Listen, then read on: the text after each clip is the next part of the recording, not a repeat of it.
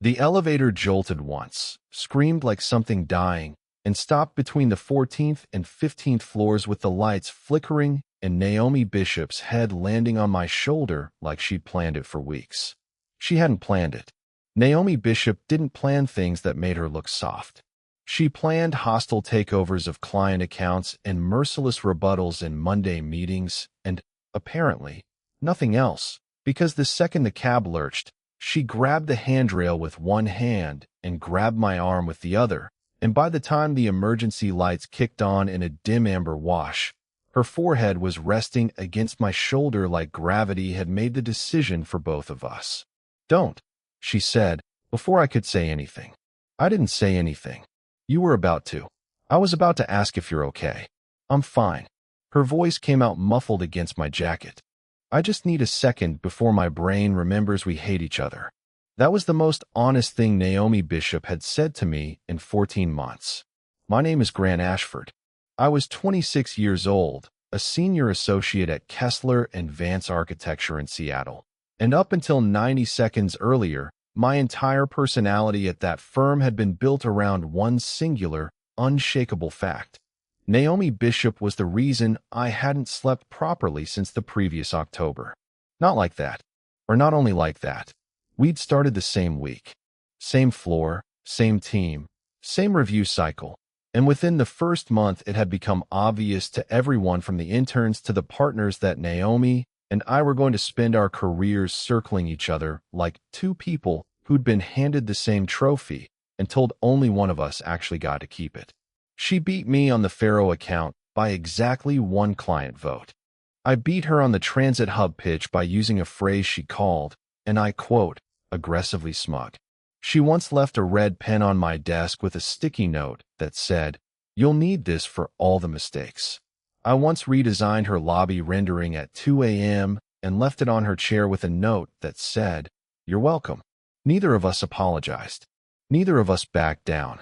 We were, by any professional definition, rivals, and by any definition I refused to say out loud, something else entirely.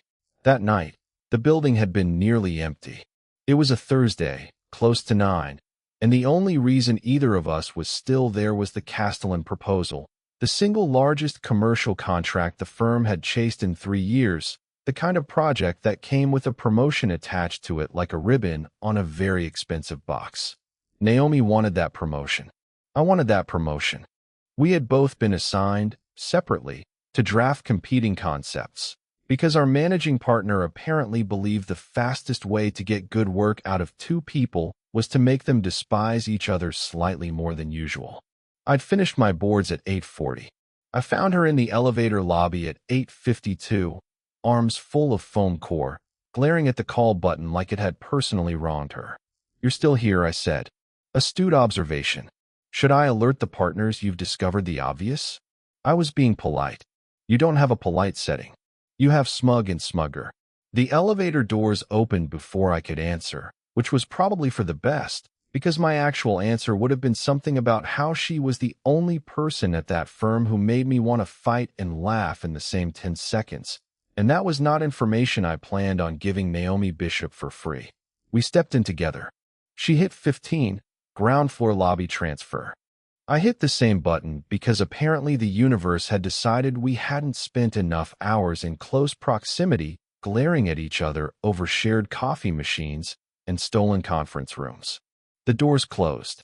The elevator rose 4 floors, and then it did not rise anymore. The lights cut first, a full second of true darkness that made Naomi make a small, sharp sound I would have teased her about mercilessly under any other circumstances.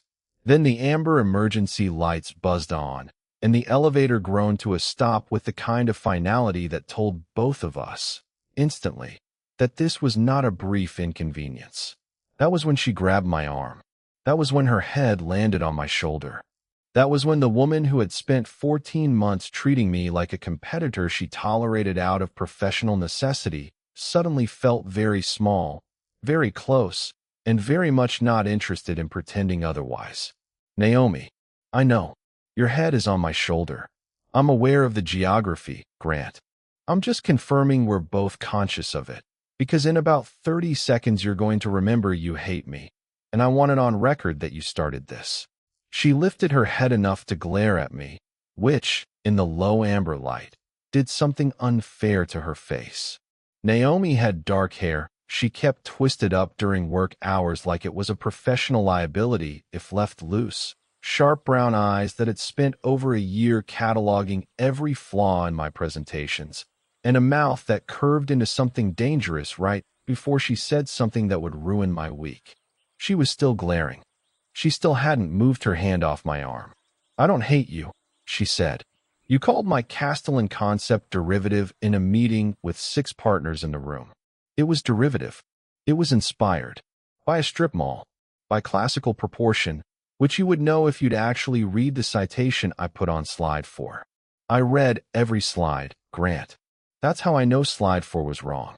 The elevator groaned again, a low mechanical sound that made us both go quiet and look up like the ceiling had answers. It didn't. The little screen above the door panel blinked an error code neither of us recognized. I pressed the emergency call button. A recorded voice informed us that our call was important and would be answered by the next available representative, which felt like an insult specifically engineered for 2 people trapped in a 4x4 steel box at 9 o'clock at night. "Great," Naomi said. "We're going to die in an elevator together, and my last professional accomplishment will be losing the Castellan pitch to you posthumously." "You're not losing it to me. Nobody's even presented yet. You say that like it's comforting. It is deeply not comforting."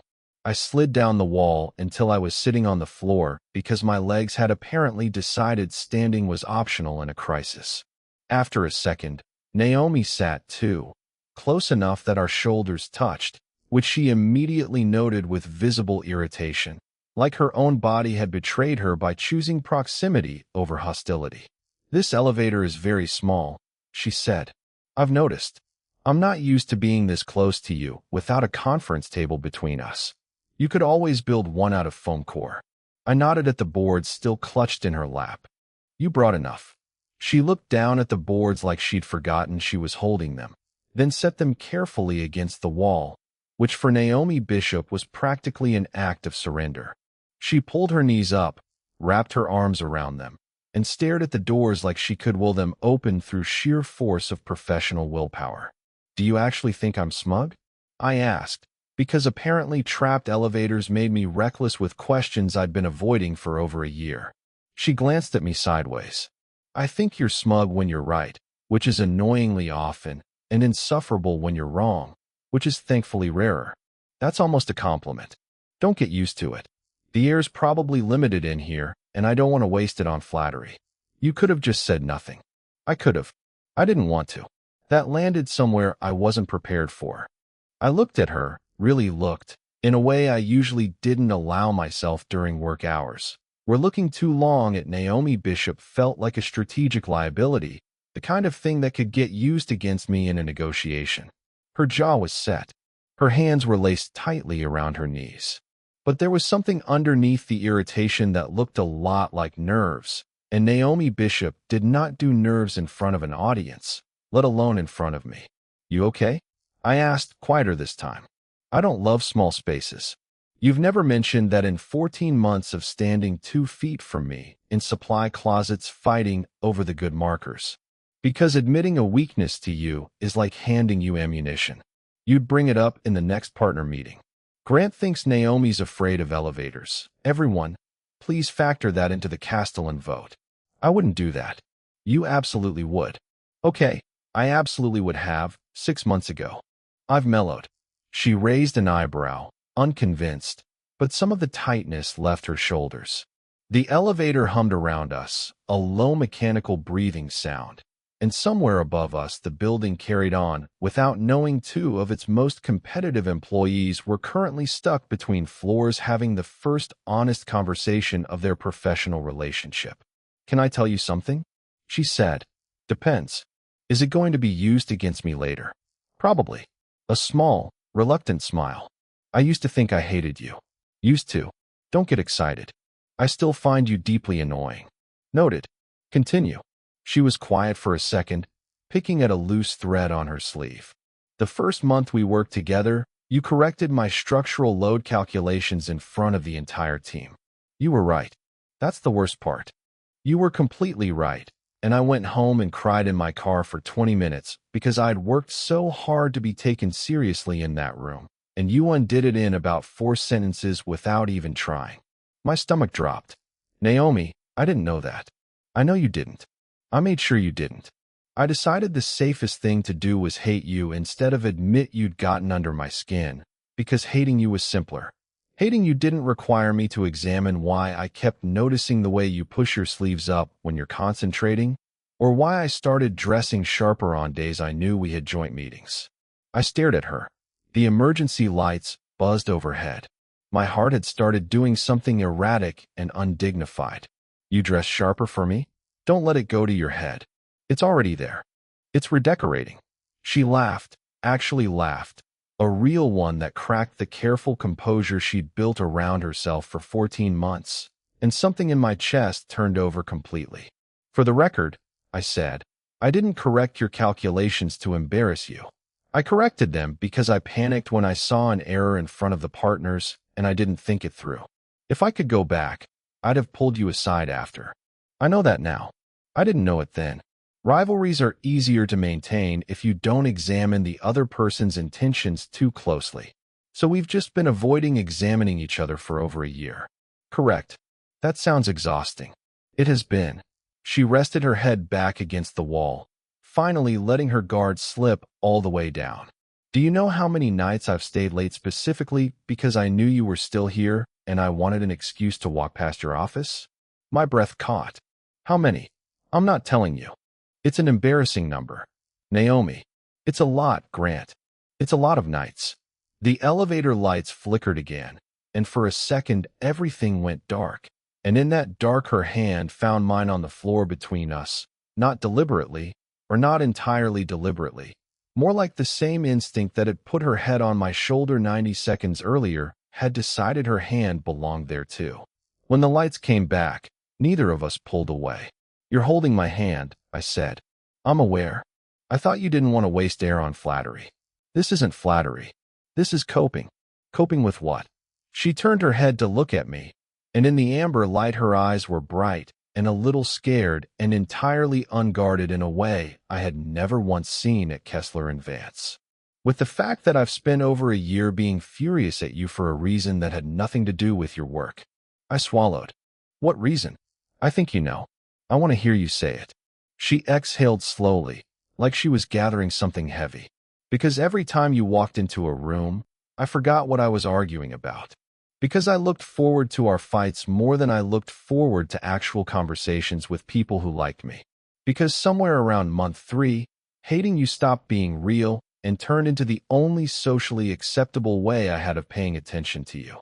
The elevator felt smaller than it had 30 seconds earlier, and I was fairly sure that had nothing to do with the mechanics of it. Naomi, say something. This is the part where you either destroy me or you don't, and the waiting is worse than either option. I lifted our joined hands, still tangled together on the floor between us, and pressed her knuckles gently against my chest, right over my heart, which had been hammering since somewhere around the sentence about dressing sharper for me. I've been in love with you for almost a year, I said. I called it rivalry because rivalry felt safer than admitting the smartest, most infuriating person I've ever met had somehow become the person I thought about before every meeting, every pitch, every ridiculous argument about font choice. I didn't stay late for the Castellan boards tonight. I stayed late because I knew you'd still be here, and some pathetic part of me wanted one more excuse to see you before the weekend. Naomi went very still. You're joking, she said. I've never been less capable of joking in my entire life. Her eyes filled, and she blinked hard like she refused to let it show, except it showed anyway, bright and unmistakable in the amber light. You've been in love with me for a year, and you let me think you found me exhausting. I do find you exhausting. That's not mutually exclusive with everything else. A wet laugh broke out of her. That is the least romantic thing anyone has ever said to me. I contain multitudes, mostly sleep deprivation and repressed feelings. Grant. Yeah, Can I kiss you before the elevator starts moving and this becomes deeply awkward in front of a maintenance technician? I was hoping you'd get there eventually. She didn't wait for anything else.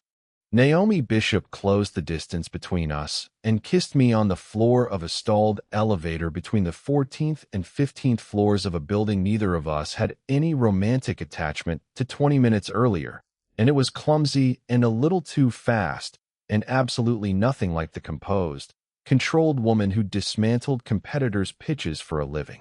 Her hand slid up to my jaw. Mine found her waist, careful, like she might change her mind if I moved too quickly. She didn't change her mind.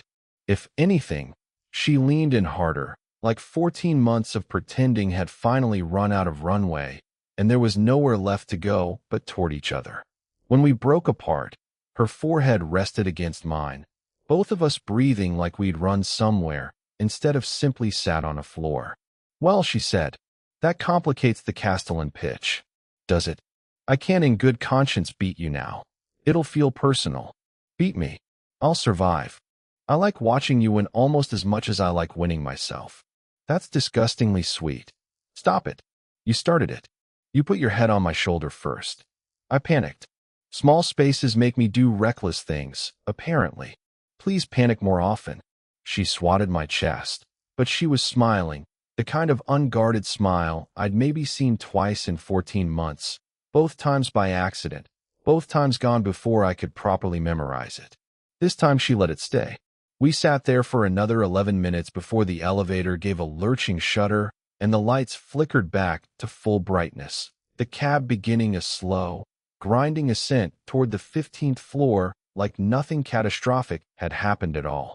Naomi scrambled to her feet first, smoothing down her blazer, composing herself with the speed of someone who'd spent years learning to look unaffected in professional settings.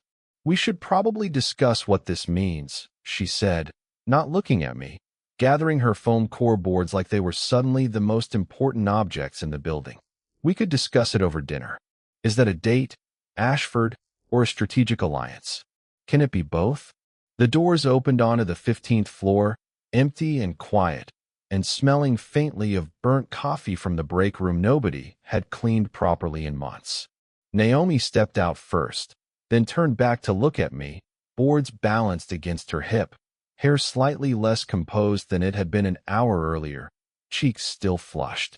Dinner, she said. Friday. You're buying, because you made me cry a little in an elevator and I think that entitles me to an appetizer. Deal. And Grant. Yeah. If you tell anyone at this firm that I cried, I will personally ensure your Castellan renderings get lost in the printer queue every single time for the rest of your natural life.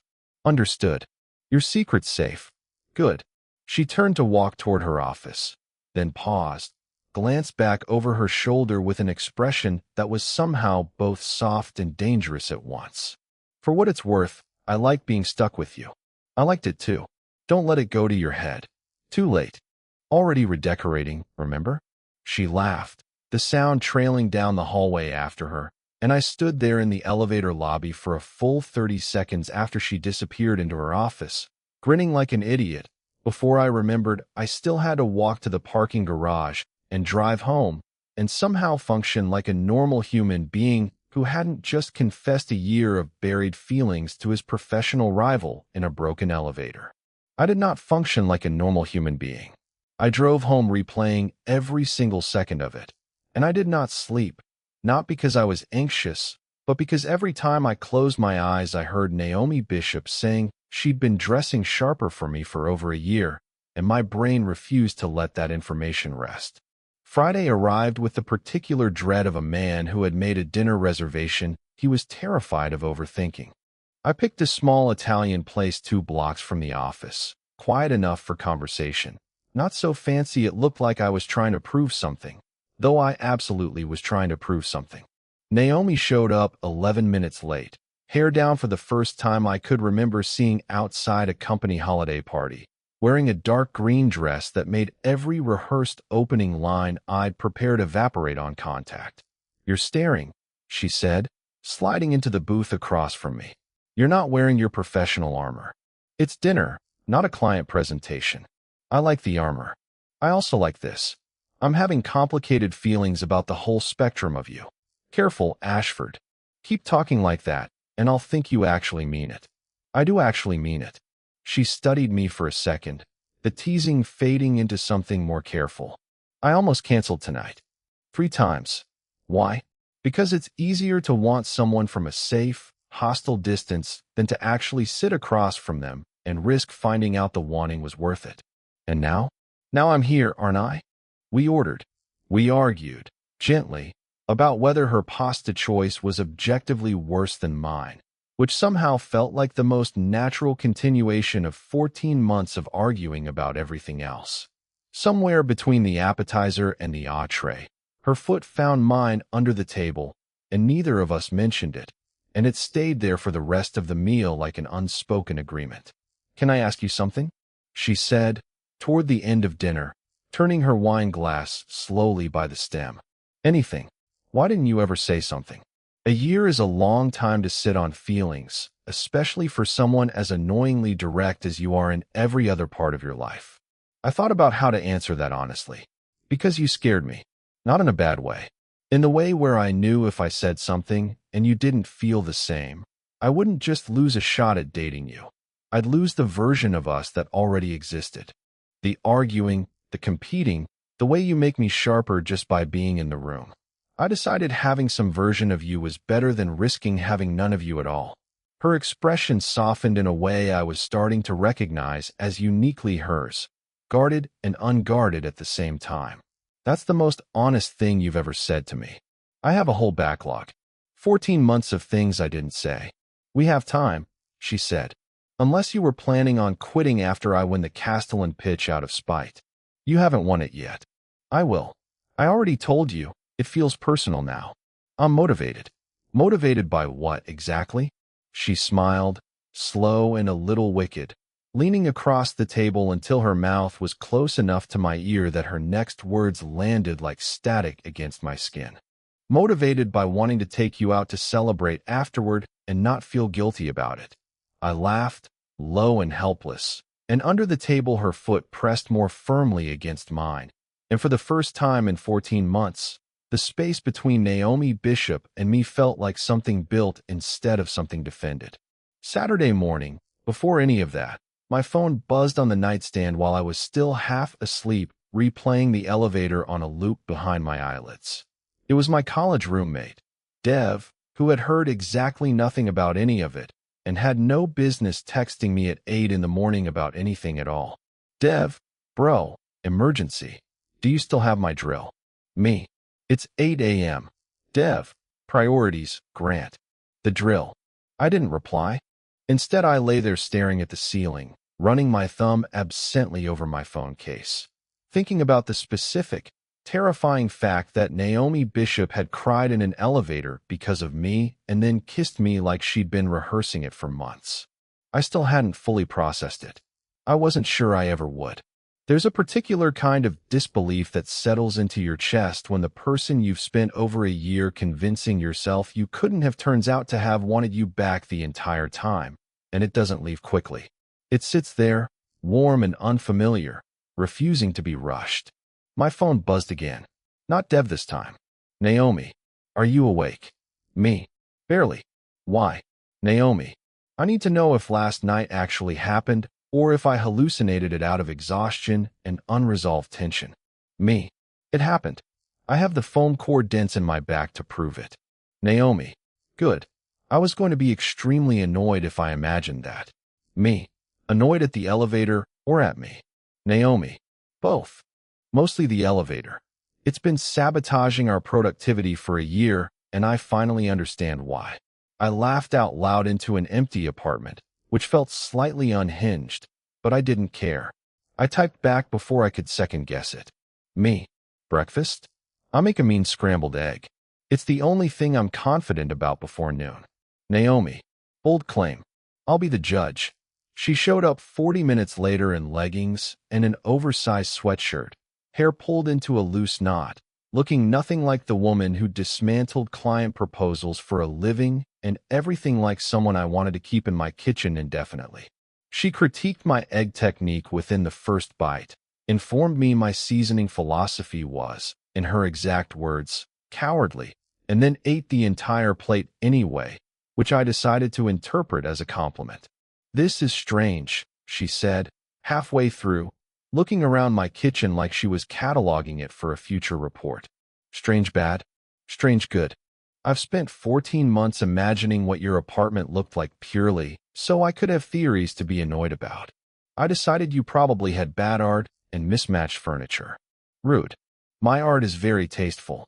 She glanced at the one-framed print above my couch, a black and white photograph of the Seattle skyline I'd bought at a gallery sale 2 years earlier because it reminded me of the view from our office.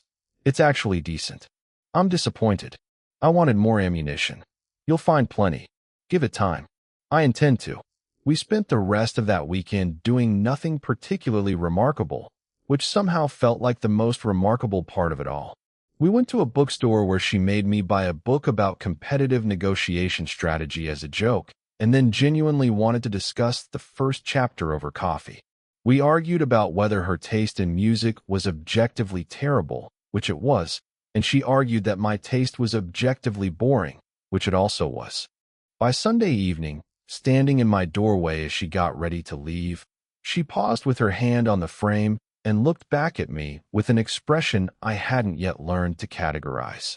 "I keep waiting for this to feel like a mistake," she admitted.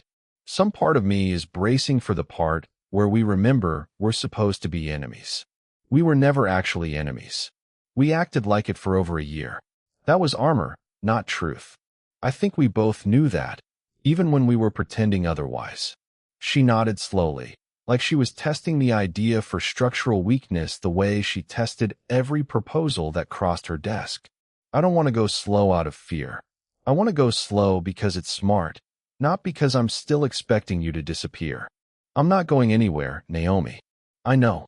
I'm working on believing it as fast as my brain will let me." I kissed her goodbye slowly, unhurried, and when she finally left, I stood in my doorway grinning like a man who had just been handed something he'd spent a year pretending he didn't want. The following Monday, we presented our competing concepts for the Castellan account in the same conference room where I'd once corrected her calculations in front of 6 partners. This time, when she stood to present, I caught her eye across the table and gave her the smallest nod, and she gave me one back, and something passed between us that had nothing to do with rivalry and everything to do with respect that had finally stopped pretending to be something uglier. She won. Her concept was better, cleaner, and frankly more ambitious than mine. And when the partners announced it, I clapped along with everyone else, and Naomi caught my eye across the room with an expression that was equal parts triumphant and apologetic. "I feel bad," she told me afterward, cornering me by the coffee machine. "Don't. You earned it." "I know I earned it. I still feel bad." "Is that weird?" "It's very weird. You've spent 14 months trying to beat me at everything. Don't start feeling guilty about it now that we're kissing. We've kissed exactly twice. I'm hoping to increase that number significantly." She glanced around the empty break room, then stepped closer, close enough that I could smell her perfume, something warm and a little citrus, entirely unlike the sharp, professional distance she usually kept at the office. "How significantly?" "Ask me again in an elevator. We are not getting stuck in another elevator on purpose, Grant. That's insane. That's also, and I want to be clear about this, extremely tempting. I have a meeting on 19 in 10 minutes. I have one on 12. She checked her watch, then looked back at me, something soft crossing her face. "Walk with me to the elevator." We rode up together, the doors closing on an ordinary elevator that worked exactly the way elevators were supposed to. No stalling, no flickering lights, no forced proximity. And somehow it was better, because this time when she leaned her head briefly against my shoulder, right before the doors opened on her floor, it wasn't panic. It was choice. "For the record," she murmured, straightening as the doors slid open, "I like the broken one better. More dramatic. I'll see what I can arrange with facilities." "Don't you dare. I have a reputation to protect." She stepped out, glanced back over her shoulder with that same dangerous, soft smile, and I watched the doors close between us, grinning like a man who had spent 14 months at war with the best thing that had ever happened to him. The weeks that followed rearranged everything about how I understood our rivalry. It turned out Naomi Bishop, once she stopped performing hostility, was funnier than anyone I'd ever met, sharper in ways that had nothing to do with competition and everything to do with genuinely paying attention. She noticed when I skipped lunch. She started leaving coffee on my desk instead of red pens, though she still occasionally left the red pen too, just to keep me honest. We still argued over client strategy, over which restaurant had the better patio, over whether her office plant was actually alive or a very convincing decoy, but the arguments had lost their teeth. They'd become a language instead of a battlefield. We kept it quiet at first. Office romance had its own particular hazards, and neither of us wanted to hand our colleagues ammunition before we'd even figured out what we were to each other. But quiet things have a way of becoming loud eventually, and ours became loud on a Tuesday afternoon 3 weeks after the elevator, when our coworker Priya walked into the break room and found Naomi sitting on the counter while I stood between her knees, stealing a bite of her lunch, both of us laughing about something that had stopped being funny the second Priya cleared her throat. "So," Priya said, eyes wide, "is this a thing now? Or am I hallucinating from too much caffeine?" Naomi didn't even flinch. She looked at me, then back at Priya, and said, "It's a thing." "Since when?" "Since an elevator decided to have an opinion about our feelings," I said. Priya looked between us like she was recalibrating a year and a half of assumed hostility in real time. "You two used to leave passive-aggressive sticky notes on each other's monitors."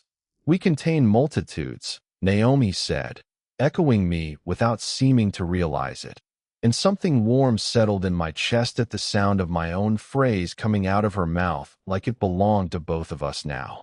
The office adjusted faster than either of us expected.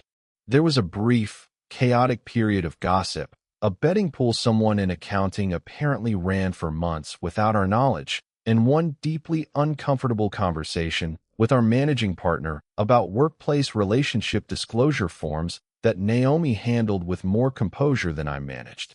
But mostly, people just seemed relieved.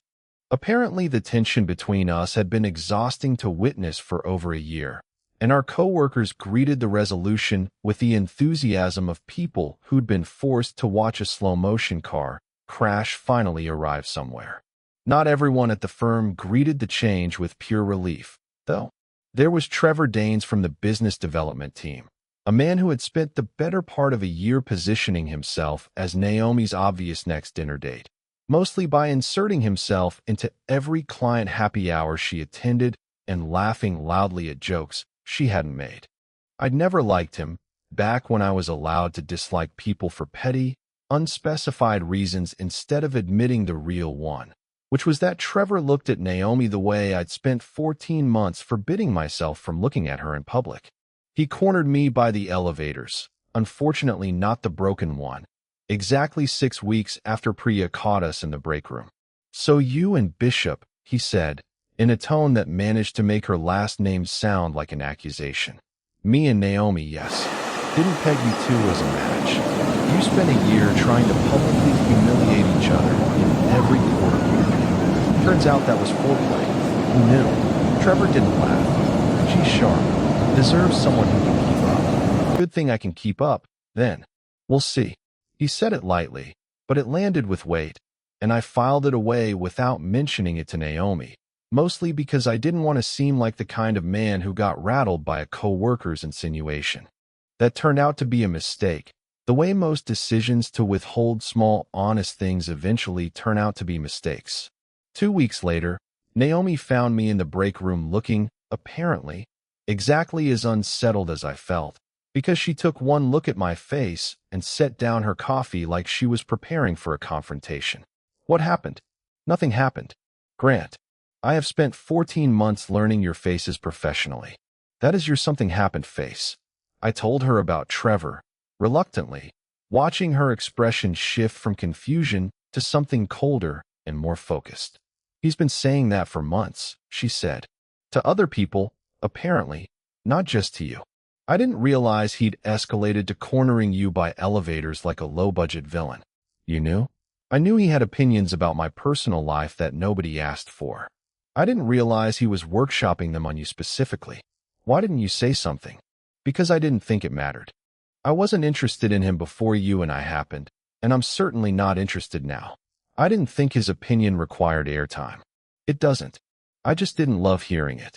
Naomi crossed the break room and took my hand, lacing her fingers through mine with a directness that had nothing hesitant left in it. I need you to hear something, and I need you to actually believe it instead of just nodding along the way you do when you're trying to be agreeable instead of honest. Okay, I am not interested in easy. I had easy available to me for over a year in the form of a man who complimented me constantly and never once challenged anything I said. I chose you instead, the person who told me my Castellan concept had a structural flaw in front of 6 partners, because you were the only person who ever made me better instead of just making me comfortable. Trevor Danes could stand outside my office with a boombox for a decade, and it wouldn't change that. Something in my chest unclenched that I hadn't realized was tight. That might be the most romantic thing you've ever said to me, and it somehow involved the phrase structural flaw. I contain multitudes. You've been saying that since the elevator. I think you stole it from me. I improved it. I pulled her closer, resting my forehead against hers the way I'd learned she liked. Unhurried, deliberate. For what it's worth, I wasn't actually worried you'd choose him. I think I was worried that some part of you still had one foot near the exit, the way people do after a year of pretending not to want something. I didn't want to be the reason that foot stayed there. Her eyes softened. It doesn't anymore. It hasn't since the elevator, if I'm honest. I think I just needed to say it out loud in front of you, instead of only proving it in private. She kissed me then, right there in the break room, in full view of the coffee machine and anyone who happened to walk in, and neither of us pulled back when Priya did exactly that 30 seconds later, groaning loudly and announcing to the empty hallway that some of us had actual work to do. Trevor stopped bringing it up after that. I never found out exactly what Naomi said to him, only that he became notably more reserved around both of us, and that whatever conversation occurred, it ended the matter permanently. I decided not to ask for details. Some victories are better left unexamined. The way Naomi always said about client negotiations, she'd rather not relive. 2 months in, Naomi's mother invited me to a family dinner, which Naomi announced with the same tone she used to announce hostile takeovers. My mother wants to meet you. Should I be scared? Terrified. She once made my college boyfriend cry over pot roast. What did he do wrong? He asked her to pass the salt before asking about her research. She's a marine biologist. The salt request personally offended her. I'll ask about her research first. Good instincts. You might survive. I did survive, though barely, subjected to 40 minutes of intense cross-examination about my intentions, my 5-year plan, and whether I understood that her daughter was, in her mother's exact words, worth fighting an entire building of idiots for.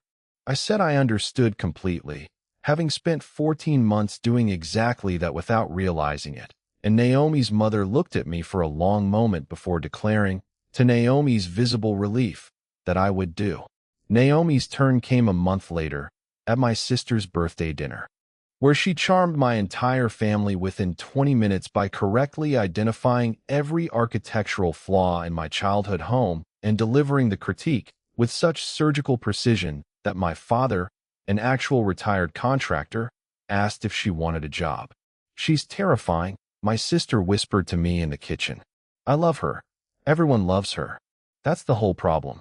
I spent a year hating her specifically because everyone else got to like her freely and I had to pretend I didn't. That's the saddest thing you've ever said to me. It gets better. Watch. I walked back into the dining room, where Naomi was mid-argument with my father about load-bearing walls, gesturing with a breadstick like it was a pointer in a boardroom. She caught my eye across the table, softened for exactly 1 second in a way only I would have noticed, then returned to dismantling my father's opinions about open-concept kitchens with the same relentless precision she brought to every pitch meeting. My sister was right. It did get better. It got better every single day. 6 months after the elevator, we moved in together, into a small apartment with a kitchen big enough for two people to argue over cooking without spilling anything, and a hallway just wide enough that we'd occasionally stage entirely unnecessary reenactments of the elevator confession, mostly because Naomi found it hilarious to watch me try to recreate the speech from memory while she heckled from 3 feet away. "You've changed the wording," she'd say. "Last week you said infuriating. This week it's exhausting. Pick a lane, Ashford. You're both. I contain multitudes. You keep saying that. I'm starting to think it's the only phrase you actually own. It's a very versatile phrase. We fought exactly twice in the first year. Seriously, the kind of fights that made both of us retreat to separate rooms to cool off. Once about a client decision she made without consulting me. Once about my tendency to disappear into work instead of saying I was overwhelmed. Both times, we came back to the table because somewhere in that broken elevator we'd learned the specific, difficult art of saying the true thing instead of the easy thing, and neither of us wanted to lose that particular skill just because the stakes had gotten higher than a pitch deck. A year to the day after the elevator stalled between the 14th and 15th floors, I arranged, with significant help from facilities and a maintenance technician who thought the whole plan was either romantic or insane, depending on the hour I asked him, for the same elevator to experience a very brief, very controlled mechanical pause at exactly 9 in the evening, with only the two of us inside. Naomi noticed immediately. Of course she did. Naomi noticed everything. "Grant." "Yes. Did you just stop this elevator on purpose?" "I have no idea what you're talking about. Mechanical failures happen. Mechanical failures do not happen on the exact anniversary of the last mechanical failure, in the exact same elevator, at the exact same time of night. You planned this." I plead the fifth. She crossed her arms, fighting a smile she was clearly losing to. "You're an idiot. You're the one who fell in love with me during a mechanical failure. I'm just honoring the tradition. That's not romantic. That's a liability. What if the actual elevator breaks down permanently and we're stuck here till morning? Then we'll have a very good story for our kids." Naomi went very still. "Our kids." I hadn't meant to say it that plainly, that early into the plan I'd rehearsed for 2 weeks, but there it was, out in the amber emergency light, exactly like the confession had been a year earlier, too honest to take back. "I have a whole speech prepared," I said, my voice not quite steady. "It involves several jokes and at least one reference to your terrifying mother, Grant. But I think I'm just going to skip to the end, because you're looking at me like you already know." I got down on one knee on the floor of the same elevator where she'd first put her head on my shoulder without asking, where she'd told me she used to think she hated me, where I'd told her I'd been in love with her for a year and called it rivalry, because rivalry felt safer. I pulled the ring from my jacket pocket, the same jacket I'd been wearing that first night, because I was sentimental in ways I'd never admit to anyone at the office. "Naomi Bishop," I said, "you have spent every single day since this elevator broke down making my life sharper, funnier, and immeasurably better. You once told me you decided hating me was simpler than admitting you'd noticed me. I've never once regretted that you stopped choosing simple. Marry me." She was crying before I finished the sentence, the same way she tried not to cry a year earlier and failed anyway, and this time she didn't even attempt to hide it. "Yes," she said. "Obviously. Yes, you absolute idiot. Get up here." I stood, and she threw her arms around my neck, and I kissed my fiancé in the exact spot where 14 months of pretending had finally run out of road. And when we broke apart, laughing, both of us a little breathless, she looked around the small steel box like she was seeing it for the first time. "We're getting married because of an elevator," she said. "We're getting married because you leaned your head on my shoulder without asking, and I decided I never wanted you to stop." She smiled, the real one, the one I'd spent 14 months fighting to earn without knowing that was what I was doing. Best mechanical failure of my life.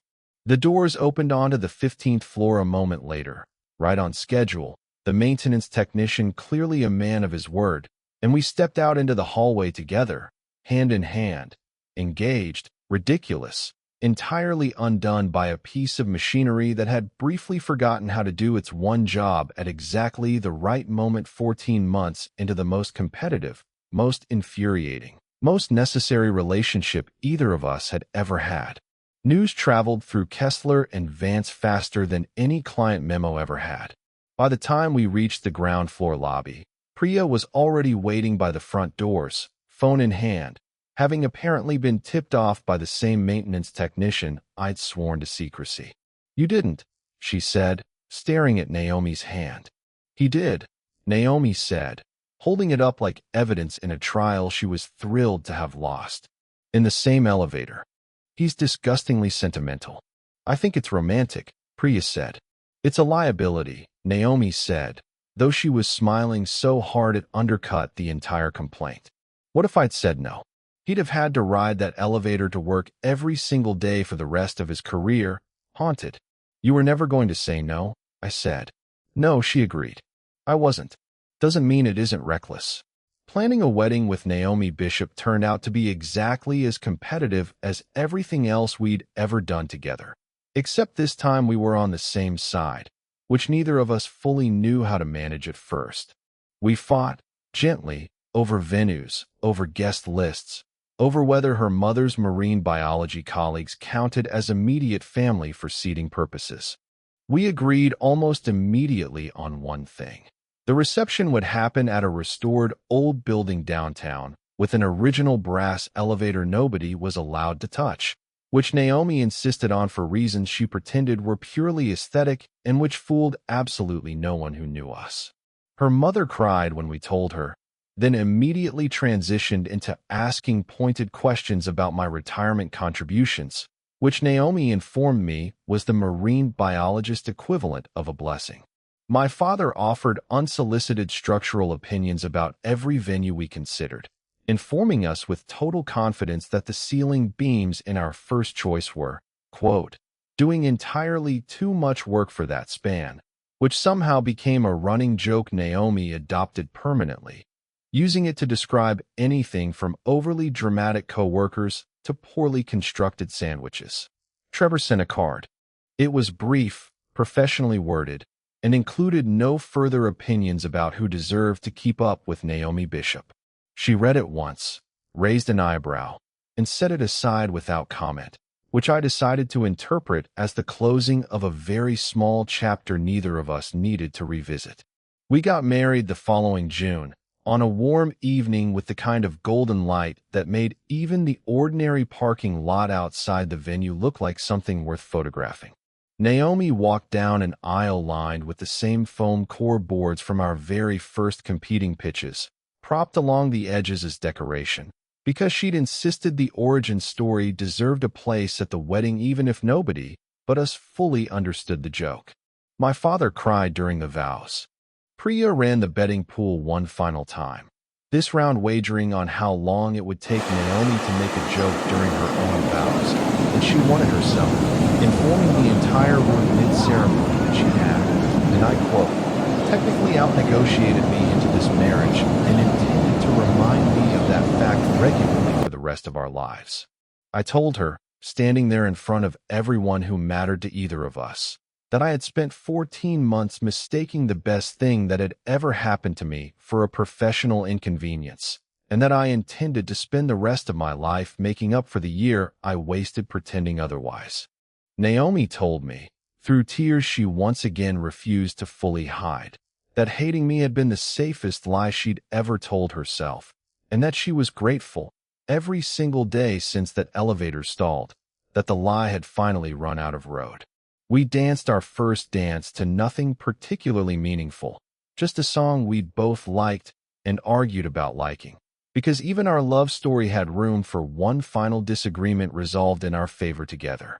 Somewhere near the end of the night, standing near the building's original brass elevator, its doors closed, its plaque reading "Do Not Operate" in gold lettering nobody had bothered replacing in decades, Naomi leaned her head against my shoulder without asking, the same way she had that first night, except this time there was no panic in it at all, only certainty, only choice, only the particular, Part 1 quiet of two people who had spent over a year fighting the exact thing that turned out to be their whole future.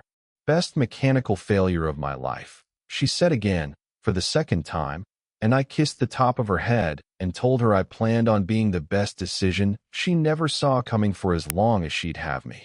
She said that sounded like exactly the kind of sentimental nonsense she'd been secretly hoping to marry. What would you have done if your work rival's head landed on your shoulder in a stuck elevator and neither of you moved to fix it? Have you ever had a rivalry that turned into something you never saw coming? Tell your story in the comments below. And for those who'd like to be a little closer to us, we've opened memberships where you'll get shorter exclusive stories every week with no ads. If you like this one, leave a like, subscribe, and I'll see you in the next one.